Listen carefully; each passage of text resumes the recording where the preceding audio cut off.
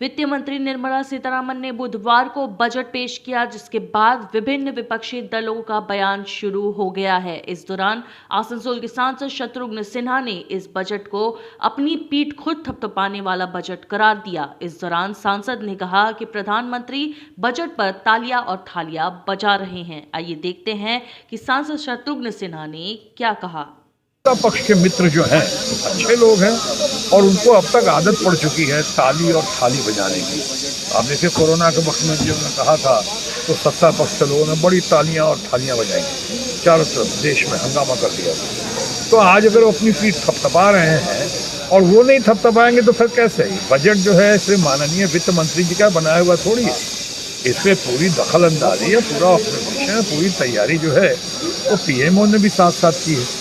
तो हमारे माननीय प्रधानमंत्री या माननीय प्रधानमंत्री जी अपनी ही बजट तक ताली बजा रहे हैं, तो ना ही कोई नई बात है, ना ही कोई बुरी बात है, ना ही कोई बड़ी बात है। अब रही बात बजट की, बजट को आपको टोटलिटी में देखना होगा।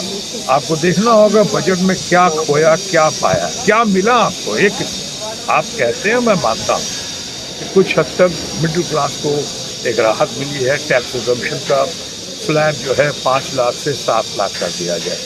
टैक्स स्लैब और भी कुछ 5% और 10% और 15% भिन्न भिन्न तरीकों से उसके पेश किए गए। बढ़िया, वो हम उसके पर ज़्यादा नहीं बोलेंगे क्योंकि मिडिल क्लास के हमारे फैमिली का सवाल है।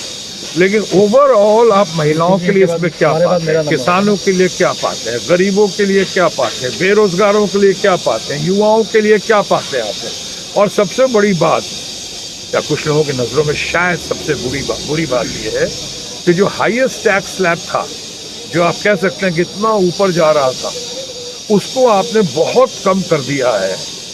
अब कुछ लोगों का ऐसा कहना है कि कहीं को ख़ास लोगों के लिए तो कम नहीं किया गया, या ख़ास लोगों को ही बेनिफिट पहुंचाने के लिए। कुछ लोग हमारे मित्र कह रहे थे, दूसरी पार्टी के लोग, कि हम दो और हमारे दो के लिए तो नहीं किया गया।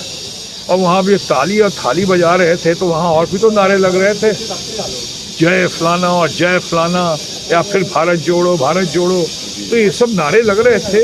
इन नारों को भी आपको समझना पड़ेगा, इनके चित्कार को, इनके दर्द को भी समझना पड़ेगा कि ये लोग अपने लिए नहीं कर रहे हैं, ये देश की जनता के लिए कर रहे हैं। आज देश की जनता को 75 साल हो गया। अमृतकाल का जिक्र किया, अमृतकाल के जिक्र में क्या वो बैरोमीटर, वो पैमाना लेकर आए हैं कि आपने कितने बेरोजगार हमारे